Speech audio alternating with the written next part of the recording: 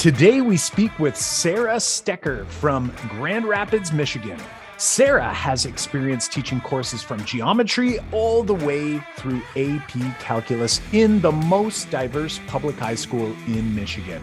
She is now the chief lesson designer at Mathematic, a website that provides free lesson plans for teachers covering the entire high school math curriculum. The discussion today will focus around the teaching model developed for Mathematic. Experience first, Formalize Later, or EFFL for short.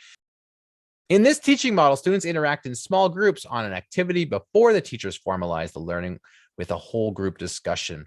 Sarah has found that this teaching model promotes curiosity and engagement, opening up access to a wider variety of students and produces confident learners capable of flexible thinking. All right, my friends, let's hit it.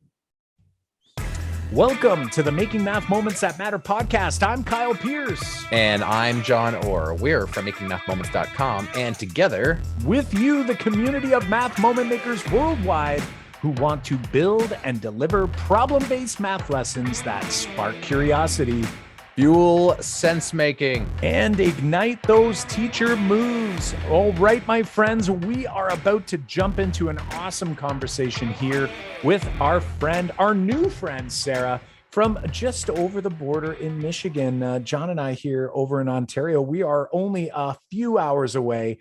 And John, we just hung up the call with Sarah, and I feel like you know, we've got an awesome math moment maker trying to do a lot of the same things that we're up to with our classes as well, right? Yeah. And I said this in the interview, you'll hear that in just a moment, is that it's amazing to hear, you know, like people who are doing similar things, they're calling it different things, but we're all kind of like coming together and going like, these are the things that matter in your classroom, you know, through practice and through trying different things. People are like, this works. And it's great to hear it from many voices. We've got many voices here on our podcast promoting this idea of I guess we'll use the EFFL phrase here from Sarah, where it's you experience this math activity first and then you formalize it, you consolidate it later. We've been talking about that here on this podcast since its inception. It's great for Sarah to come on and go, hey, we're doing that over here as well, with lots of other folks on the podcast sharing similar stories. So you're about to hear that here, and she's got some great tips and resources for you to use in your classroom, all for free. So stick around to get that info. Kyle, here we go. All right, here it is. Hey there, Sarah. Thanks for joining us here on the Making Math Moments That Matter podcast. We're really excited to bring you on. I know you and John just met for the first time, but you and I have had a chat recently as well. And yeah, we're really geeked to get going. How are things where you are? Let people know, where are you coming to us from and how are things going? Yeah, thank you, Kyle. I'm very excited to be here. I am from Southwest Michigan, so kind of just across the border from you guys, right? Kind of in that Grand Rapids area. Nice. So yeah, that's where I'm coming from. And awesome. It is, pretty cold outside right now. It was snowing today, even though it is almost April. But, I gotta say though, today was a lot better. Warm. Yeah, it was a lot better than the past week. I felt anyway. With spring's supposed to be here, so hopefully it's a sign of good things to come, right? Exactly. If we think spring is coming, I think it'll come. Yeah, I don't know. Southwestern Ontario is, and I'm sure the same for where you are, since you're just across the border. It's like spring is 1 minute, and then it's winter, and then it's summer, and then it's back to winter, and then it's summer, and then it's no spring. Spring doesn't come usually. It's like boom, it's gone. Yeah, you never really know where you're gonna get. Anyways, let's keep this going here. We could talk about the weather, us Canadians all the time. But Sarah, do us a favor here. Let our listeners know about your journey. Like, how did you get into education? But also, maybe before that, why don't you let our listeners in on like what's your role in education currently, and then how did you get into that? Yeah, so I have wanted to be a teacher for a very long time, probably since elementary school. In elementary school, I wanted to teach the elementary grades, and then I got to middle school and I wanted to teach middle school, and then high school, same thing. And in those later years, I just really fell in love with math. And so I knew that that is really the subject that I wanted to focus on. So when I went to college, I knew that that's what I wanted to do. So I attended the University of Michigan and was a math major there. And was also getting my teaching certificate in the School of Education. And so then after graduation, I got my first job. Actually, it's the same school that I have been at here in Southwestern Michigan. And it's been a really great fit there. I taught geometry and pre-calc and AP Calc, so got to see a lot of the high school courses and meet a lot of students, and it was really wonderful.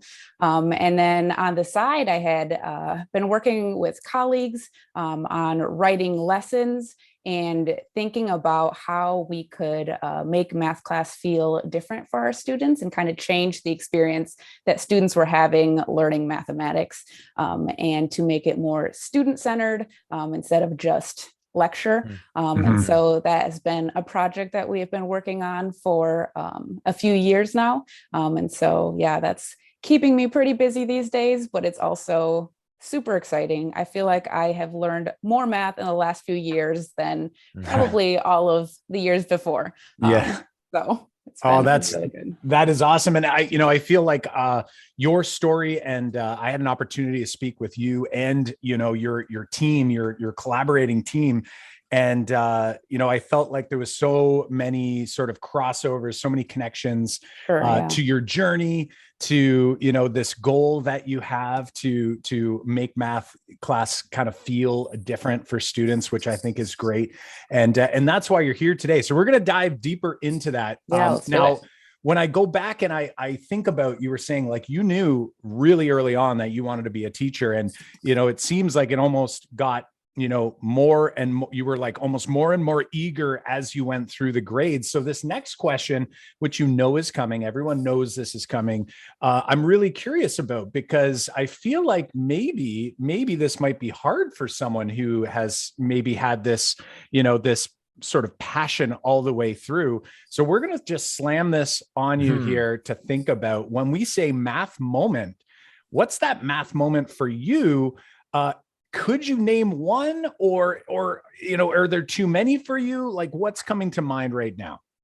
Yeah, this was actually, as I was thinking about this, I knew this question was going to be asked. So I was trying to narrow it down, and it was actually hard for me to think about. But I think the moment that I landed on actually happened during college. And so this was in a modern algebra class. It was a class that I was taking in one of my upper level math classes.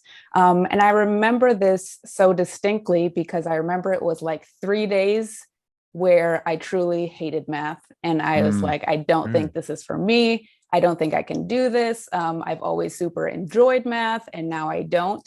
And so I just remember that as our teacher was teaching us this, there was just all these symbols on the board, and there was a packet that was handed out.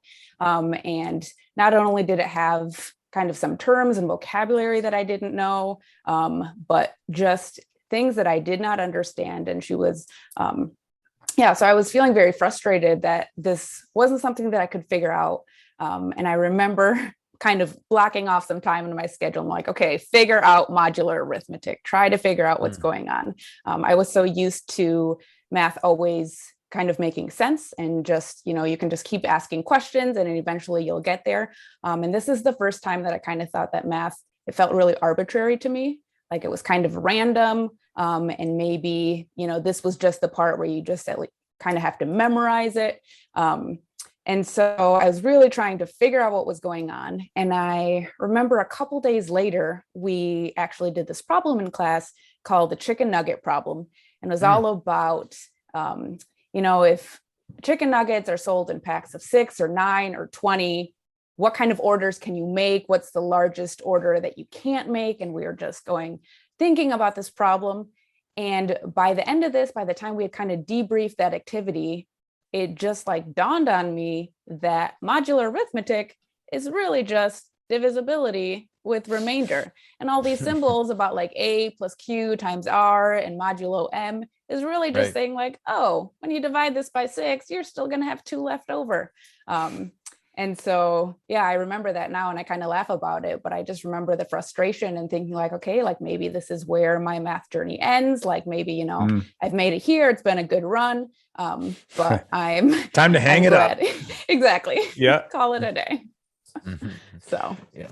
Oh, that's a great moment, and you know, there's so much to unpack in there, I think. But I wonder, like Sarah, we always want to kind of think about like what we always say these moments, and they pop into our minds, and I firmly believe for a reason. And and for you, I'm sure there is that reason. Like how do you think your moment, you know, like what impacted, like you described the impact that I think it had on you then, but maybe like what impact did it have on you, like personally then, or like who you were then, and then how, and then where in how you've grown into the person you are now, and then also third part, how does that affect? How does that affect your teaching now? Yeah. So I think for me, it first of all gave me a lot of perspective on what math learning can feel like, and that it can feel frustrating. And when it does feel frustrating, I was very, very kind of shocked and surprised at how quickly I could turn to not liking math after having liked math for like 14 years. And so I was just very surprised at how quickly that turnaround could be. And thinking Stabbed about you in the back. Yes, exactly. Yeah. Like math and I thought were we were BFFs, friends. and yeah, I thought we were friends. Right. I dropped it and quick. so just how quickly that was able to change. I thought also a lot about, you know, what would it have looked like if we had maybe started with that chicken nugget problem instead of the notes with all the symbols and all the notation. And I think that has really played a very large part in how I teach now, which is, you know, starting with some kind of experience or something that students can, you know, something that, you know, students understand, something that feels relevant, or just something very accessible, and then kind of adding in some of that formality later. And, you know, thinking about my students and how I can reach them and how I can make math accessible and so that they can figure it out. Just trying to be very intentional about, giving them opportunities to make sense of math, and giving them kind of that agency and empowering them that they can figure it out, and math is figure outable, if you want to call it that. And math does make sense. So that's been kind of the influence on my own teaching journey. I love it. I love it. I think I just heard a bit of a Pam Harris sort of line that she uses all the time, that math is figure outable. Yes. Yeah. And you know, and it truly is. And so I have two things. You know, there's a question and a comment, or maybe a reflection, something that stuck out to me. So my question for you first, and then I'd like to follow it up because I don't want to let it slip. My question for you is, when you ran into that modular arithmetic, experience, and you felt like, John said, it's like math stabs you in the back, or, like you weren't, your journey was over, or maybe you weren't meant, like, I thought I was, in good shape, but here I am. I'm wondering, do you look back on that now? And if you were to look before that experience, did you find that math very rarely actually challenged you? Like, were you just kind of like one of those students who was able to sort of quote unquote get it, and maybe didn't have a ton of experience with real productive struggle to that point? Or was this something different? Like, I know the reason I'm asking is because I know that was my problem. Is that like, I actually, anytime things were hard for me until I hit university where no one wanted to help me, it was like, I always got bailed out, right? Like I got bailed out by the teacher. I got bailed out. Like somehow the struggle didn't last very long for me, and it was like, I was able to overcome it very quickly. And I'm just kind of curious for you, like, do you think that, like, is that similar to your experience, or was it something different? Like, what about that maybe caused you to have such trouble, because you did overcome it eventually, and your mindset had shifted. So, I mean, it seems quickly. I'm sure you were struggling for a while. So I'm curious about that. Yeah. So I would say, I don't think this was the first time that I, experienced challenge in a math class. I just remember that in my prior experiences, when something got hard, I just kind of had this, I don't know, I guess belief that, okay, like if you just keep working at it, like you can figure it out. I was never the student that just, didn't study and that got A's. I always, I think I just very much enjoy the learning process. So I enjoyed taking time to really try to understand what was going on, as well as, I was that student that was always asking questions and trying to understand it from every angle. Because to me, like it didn't, until I fully understood it, I couldn't really own it. And so maybe what made, this experience in college different is I had actually worked to try to figure out what was going on. I was like doing it at my house and like trying to figure it out.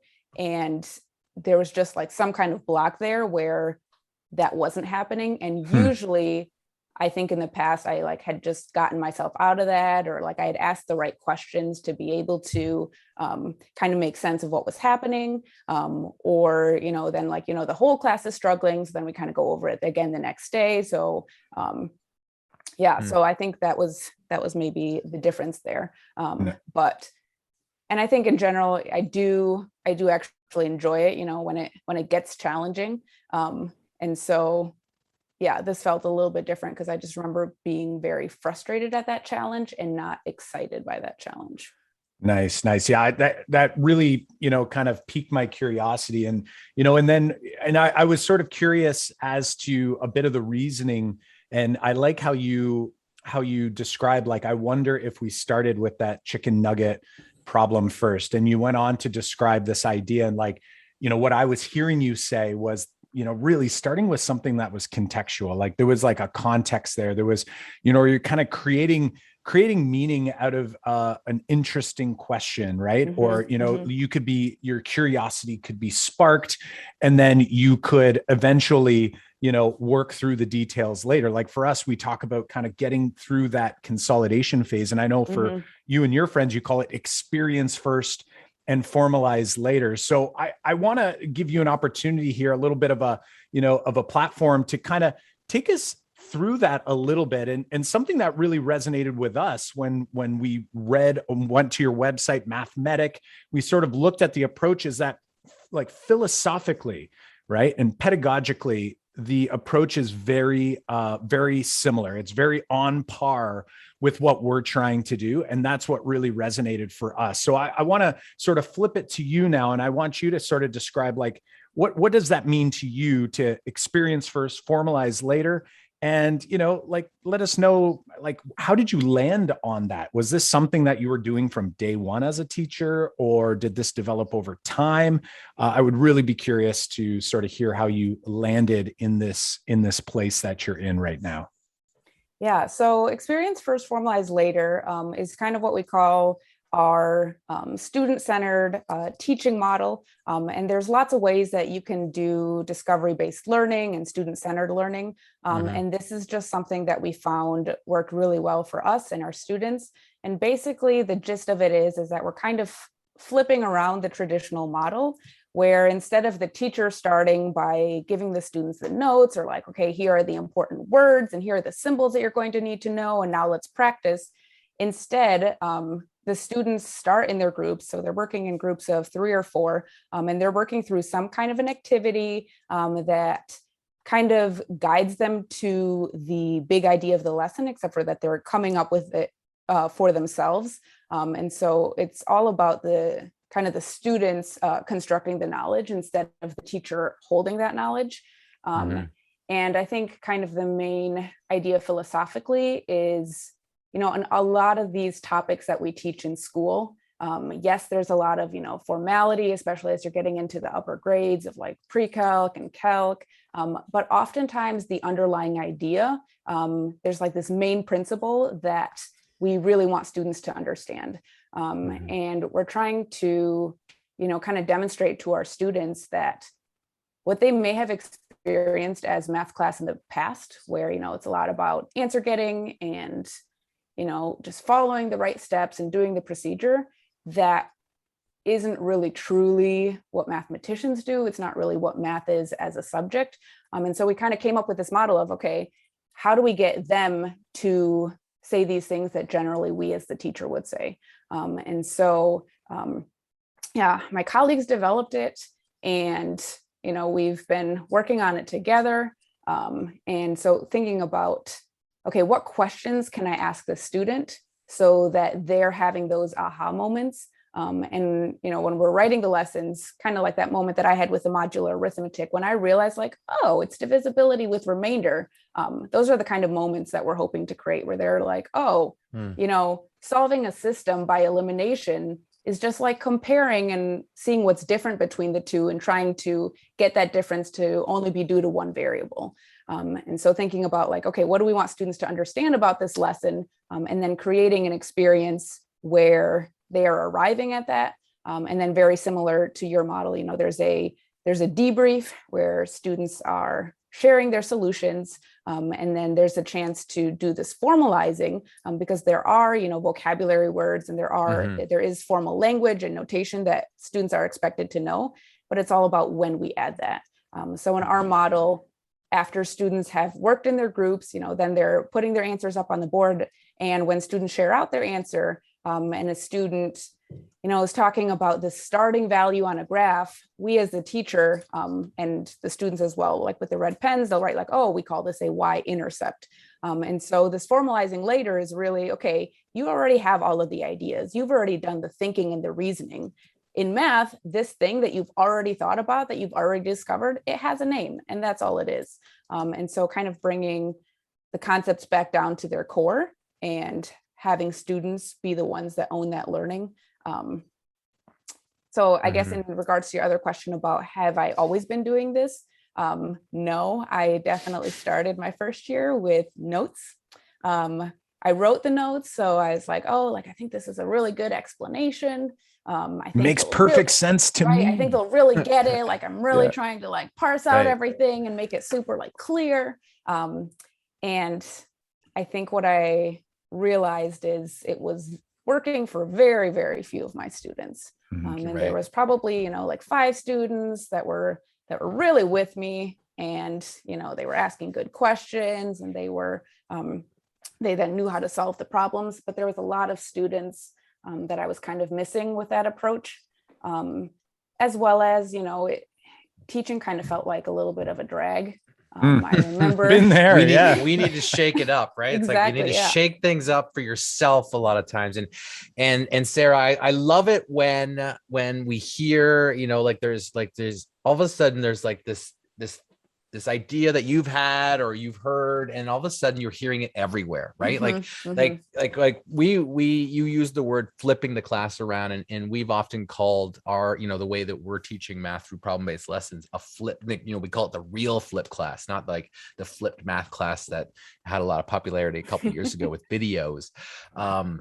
But, you know, flipping it around, like you just explained, but which was really nice, because we were talking with James Tanton a couple months ago, and he, you know, he's like a big fan of doing this too. And he's like, you grab the really hard question from the textbook and just bring it to the front and teach it like it's common sense, you know, like it was like, there's a lot of similarities there. And then, you know, we hear from Peter Liljedahl, who's, asking kids to get up at the boards, and you give them the task to start. And then you think about how to use the 5 practices, you know, like all these ideas, they all come together, and it's always rewarding. And I guess calming to know that so many other people are coming to the same conclusion around the same time, you know, like in our career's lifetime, where all of a sudden it's like the last 10 years, this divergence, it's all coming together. And it seemed to not, like, I'm sure it was there before, but it's maybe gaining in popularity a lot more now. Sarah, I'm wondering, I know that, you know, we do this too, and I can say what my students, you know, are doing in my class or how they respond, but I'm always curious. And also people on the podcast would probably rather hear from you than Kyle and I every week, all the time. But Sarah, what are the comments you hear from kids when you teach this way? Like they probably come into your classroom having been taught the other way, the way that you described before. But what do they say about, like, do you do any sort of like at the end kind of survey to see how do kids respond after you've taught using this technique? Like, I'm curious, some comments like good, bad, a mix of both. Oh, I don't like this. Just tell me how to do it, that kind of thing. Well, I can definitely start by saying that September is a very rough month. And because you're like you're missing summer, or why is it like, it tell us is more? So rough because I feel like the students are like resisting everything I'm trying to do. Right. And I think, John, it's like what you said is, they come in having learned math in a very, very different way. They're so used to the teacher telling them, here's step 1, here's step 2, here's step 3. If you just follow these steps, then the question on the homework will be just like it. The question on the quiz will be just like that. And if you can just follow these steps and do this procedure, basically do a lot of mimicking, then you're going to be successful in this class. And there are a lot of students that, they have been successful in that model. And they're the students, that are now in pre-calc and AP Calc, and that method works for them. And so they come into my class, and, I try to every year, I think I get slightly better at the beginning of the year of kind of framing about this crazy thing we're about to do and how different it's going to feel. But, it's definitely kind of a shock to the system that, oh, wait, we're starting like you haven't taught us yet. And so, they come in with this idea that, oh, well, if the teacher hasn't told me, then I can't possibly know what I'm supposed to be doing. Yeah. And so September is full of parent emails and parent calls and all coming from a good place. They're concerned. They want their child to do well. Advocating for their children. Exactly. Yeah, absolutely. And so it just takes a lot of time to kind of share why we are teaching in this way. And so generally around then October, November, they're getting into it a little bit more. They're kind of used to the routine of like, okay, yeah, we start class by working in our groups, and the teacher's not just going to bail me out. When they do have questions, I often am that annoying teacher that just asks them a question back. And I just like, well, like, what do you guys think about that? I'm like, I don't know. And then kind of walk away. And so they start to get used to that they are going to be the ones responsible for figuring things out. And then the spring is always the best time of the year because, students are coming back and they're like, this was really different, but I feel like I understand math so much better. And to me, that is always so rewarding. And every fall, I have to remind myself of like, okay, we're at the beginning of the year. Yeah. I know where students will be by the end. And so, yeah, it's just super rewarding that students feel that way. Yeah. Awesome. Thanks for that. And I was just going to toss in here, like my wife teaches kindergarten, and she says September to like December is brutal because they're trying to like show kids how to use routines and, do this and how to, all these like things about interacting with each other. But she says springtime is just golden because everything runs itself. Well, think of the slippery slope that is for a kindergarten teacher, right? Like you've come so far and you're like, wow, feel this great sense of accomplishment. And then you have to start it all over again. It's almost like then you have to do it again. Yeah, totally. Exactly. And Kyle, we have to do that every semester. So I was just thinking like by spring, I'm like, oh yeah, that makes sense. I had all this time to like let it sink in. Yeah. Whereas our semestered system, we're doing it all over again in February. Yeah. Well, and like what you're sharing, is it resonates with us. It reminds us of when we began this journey. I think too, something that it feels even harder and it feels even more difficult to manage when you're trying to make this shift in your pedagogy. So you're sort of like, you believe it from like a philosophical perspective, but you're like, I've never done it yet. And maybe what if I'm wrong? Right. Like, so you have this like, this doubt. And of course, as you do this more and more, and you kind of, like you're saying, like you have confidence in where you're going, that obviously gets a little better. And I definitely know, I struggled with this with a lot of students, especially early on. I'm finding now more so that I'm trying to be more explicit. And I don't know if you and your team feel the same way, but like being very explicit in the why we're doing what we're doing helps. It still doesn't satisfy all the students, right? Or all the parents sometimes, right? Because again, they just want to make sure that, okay, am I going to be okay if we go through a whole year of math or a whole course of math in this way? I'm wondering, what about like from teachers? Like you've got a group of teachers, you all teach in the same school.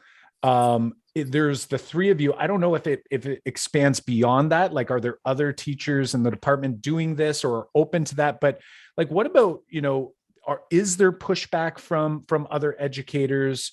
What does that look and sound like? And I guess my wonder is the consistency, because one thing I know that John and I struggled with was that we felt like we were making these changes. We did them together, but we were in different districts. So not just different schools, but different districts. And we sort of worked together to try to ensure like, hey, when I had a bad lesson, I'd tell John about it, be like, hey, well, did you do this? Or maybe try that. That was great. But when you're the only one in a department doing something, you can spend an entire year, like imagine the kindergartners, you spend the entire year on routines, but then the grade 1 teacher has no routines. It's like, it kind of goes all out the window. And the same is true when we try to, convince students that, hey, math is something different than maybe what you thought it was. But if they go into another classroom where, it's back to the way things were, you got to stop and wonder sometimes, like, I know we did some good things during that year, but for that student as a whole, it's a bit, it's more like a blip in time versus like any sort of consistency. So give us a heads up on that. Like, did you get pushback from teachers? And what does it look like now? How is that going for you folks? Yeah. So I mean, in our department, it's a pretty big math department. We have a pretty big school. So our math department is about 15 teachers. And so I would say definitely very mixed in terms of teaching styles and teaching approaches. I would say our school is, they do give us a lot of autonomy, which is very nice about how we teach the content that we teach. We have common assessments and we have the standards that we have to meet. So I would say, there's a few other teachers in the department that have, kind of gone all in on these lessons and are doing that every day with their students. There are other teachers that probably don't use our lessons.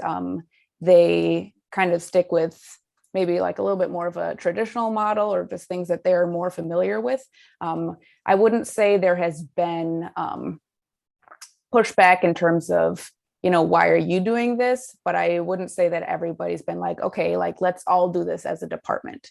But I have been, very pleased and very impressed, that some teachers have, even after teaching 15 years, some teachers that are willing to say like, okay, like, let's try this new thing. Like I have, binders full of notes, but I'm willing to try something different. I would say, most of the teachers are probably trying a lesson here or there instead of kind of the everyday of it. Yeah, my colleague and I, we were just talking that there are now students that have actually, so experience first, formalize later, we call it EFFL for EFFL. But we were just noticing that there are now students in our school that have EFFL'd for 4 years because they kind of keep going back and forth between Luke and Lindsay and I. And so seeing that impact has been very, very cool. Seeing students that for 4 years are doing this kind of teaching style. And so that has been very cool to see. I think that is not the case for every student. We also have students that switch at semester, which can be very hard and kind of doing very different types of instruction. I remember I took over a teacher's class second semester and I was like, why are these kids not talking? Like I had such a hard time getting them started. So that is, a little bit tricky, but I think I think students are really resilient.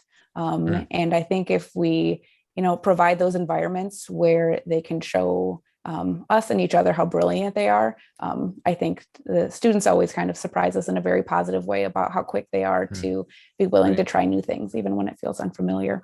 Right. Yeah. Yeah. When what you said there sparked a question for me is that when you said there's some kids that get 4 years of this style of teaching, like EFFL. I know I already asked you this about like what the kids say, but I'm wondering, like, anecdotally, do you have like what's the impact on a student who has gone through this into because you said it was cool. It was cool, right? To see. So I'm curious, like what, right? Like, anecdotally, would you say what's cool to see? Like what do you find is like different or varies from maybe a student who might not have that experience? I'm super curious. Yeah. So I think the biggest kind of comment I hear from students is that they felt like that their teacher believed in them and trusted them, that they were able to figure things out for themselves. And I had never really thought about that until I heard that from a student, that it is, it does put a lot of faith in them, that I think you're very capable of figuring this thing out. Like, I don't think you need me to tell you step by step what to do or to kind of spoon feed you the information. And I think students also kind of telling me that they understand something in a much deeper way, as well as that they find math way more rewarding. A lot of these students, maybe they were successful in other models, maybe they weren't. But when I see that they are enjoying math more and not just being good at math, but also like struggling with math, or that productive struggle, and realizing that sometimes that struggle is really, really helpful and it doesn't always have to be avoided. I think for me, that's like a big win, because I think those are the kinds of skills that they're going to take into everything later on. I love it. That's super cool. And, today I was actually at a school teaching and, using, like I say, very, very similar sort of approach. We were actually using, they were coming into circumference and pi and area of a circle. And the teacher, we were having a discussion, and this teacher was like, sort of like, here's what I was going to do. But it was very like, here it is. So that I said, well, why don't we try to flip that a little bit and let's do that. And we had an opportunity to do it today. And it was so great to be in this classroom and to have, I'm describing, I'm like, what would we call this? We were using cylinders to kind of help us with an exploration. We wanted to have a student try to like estimate or predict, what's longer, the distance around the top of a glass or the height of the glass, right? And it's a great question, because like your intuition wants you to pick height. So we have a vote and all this stuff. And as we're talking about these things, like I kept saying like the distance around the top of the glass, the distance around the top of the glass. Eventually a student's like, isn't that just the perimeter? And I'm like, yeah, that is. I'm like, why is that better to say? Like talking about your Formalize Later, right? Like, it's like, why is that better to say than the distance around the top of the glass? Right. And they're like, well, that's a lot of words. Right. And I'm like, yeah. And then I'm like, it's actually a special perimeter.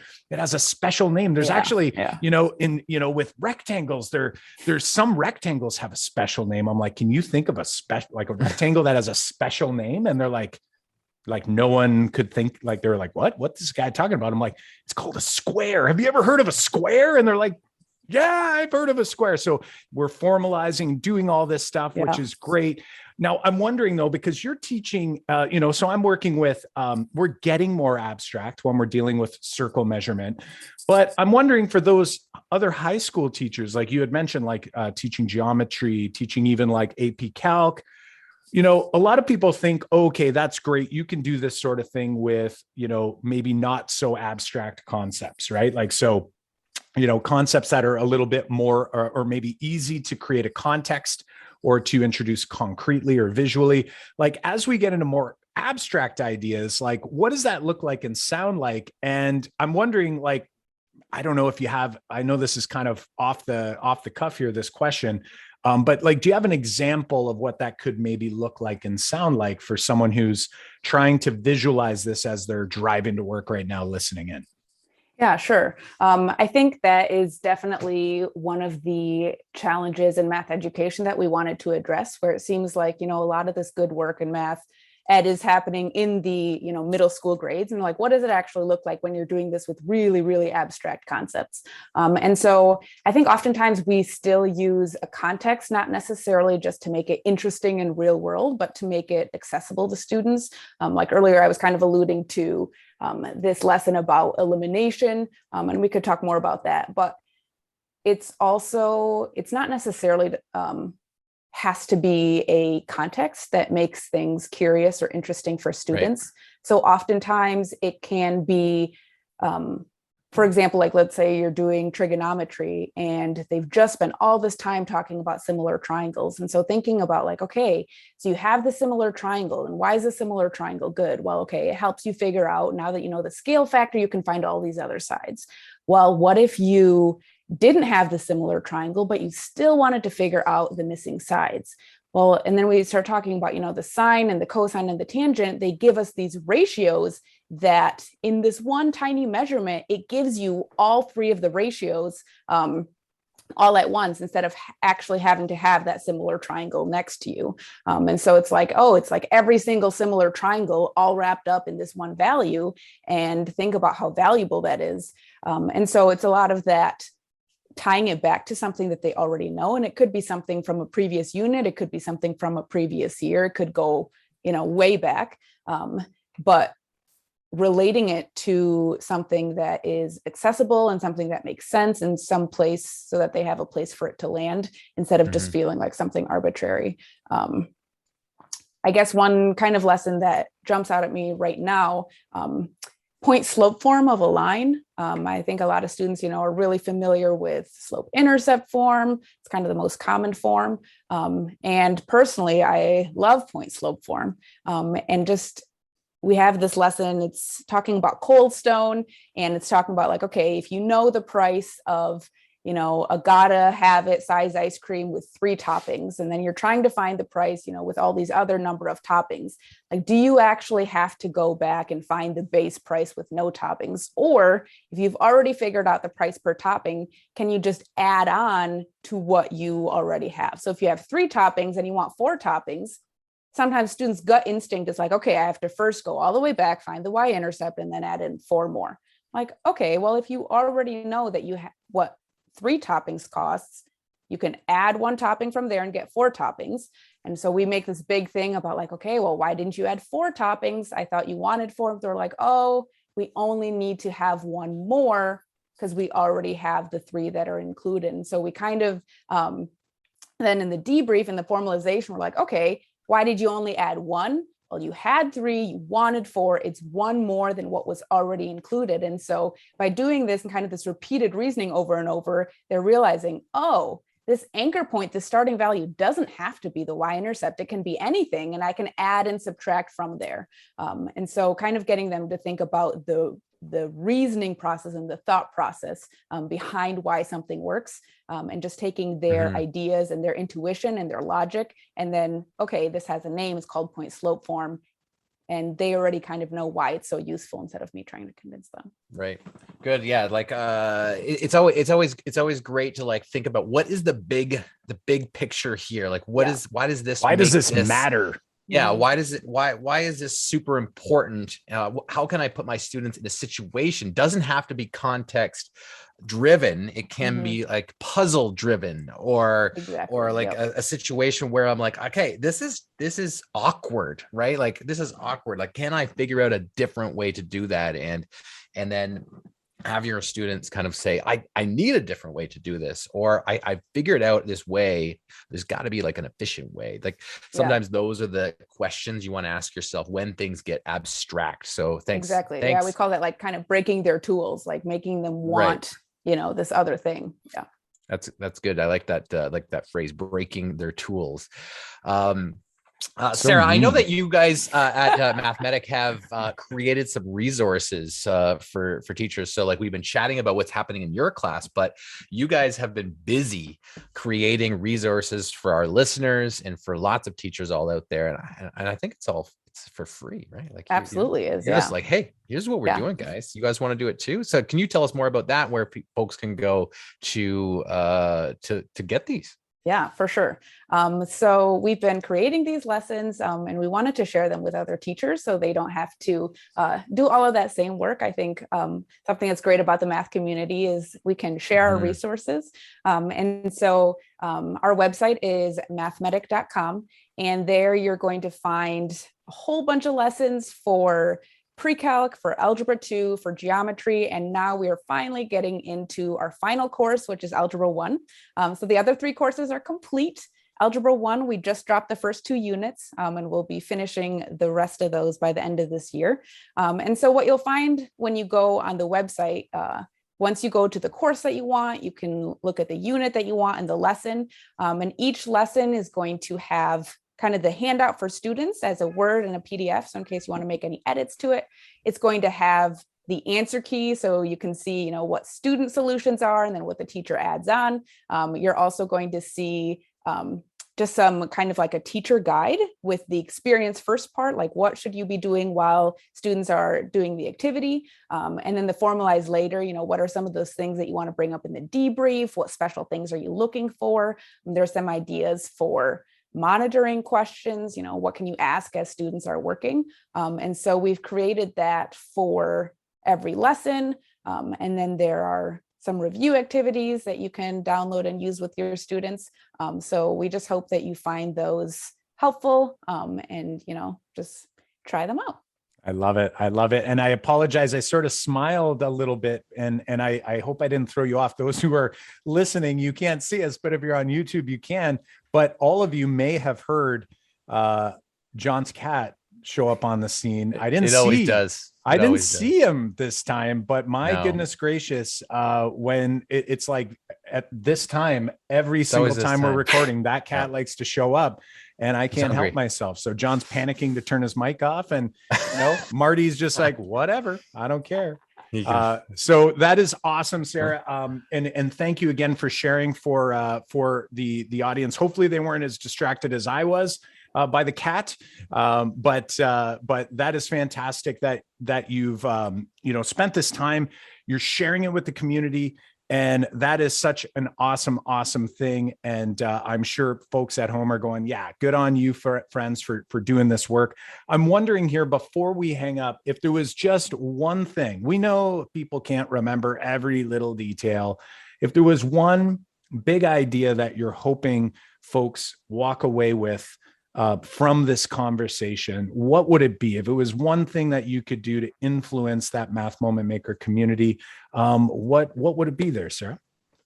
Yeah, I guess I would say that I think my goal for my own students and for all of us is really that we can make our math classrooms ones where students are doing mathematics and not just learning facts about mathematics or memorizing mathematics. And I know Peter Liljendahl has that quote, that we sometimes plan under the assumption that students can't or won't think.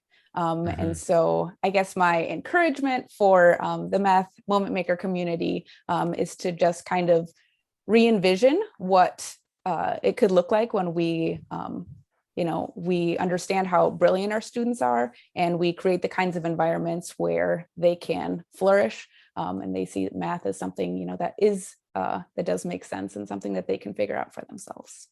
Awesome. Great takeaway for our listeners. And Sarah, we want to thank you so much for joining us here on this episode of the Making Math Moments That Matter podcast. We are going to put your links in the show notes. So links to CalcMedic, StatsMedic, Mathematic, and some of the blog posts you guys have been writing, links to those lessons for everybody to get their hands on. So thanks so much. And hey, take care and do that great job that you've been doing in your classroom. Thank you so much. Have a great night. You too. Thanks so much, Sarah. We'll chat soon. Bye. As always, Math Moment Makers, both John and I learned so much from these conversations, and I'm sure you heard some of the similarities in terms of our philosophical approach.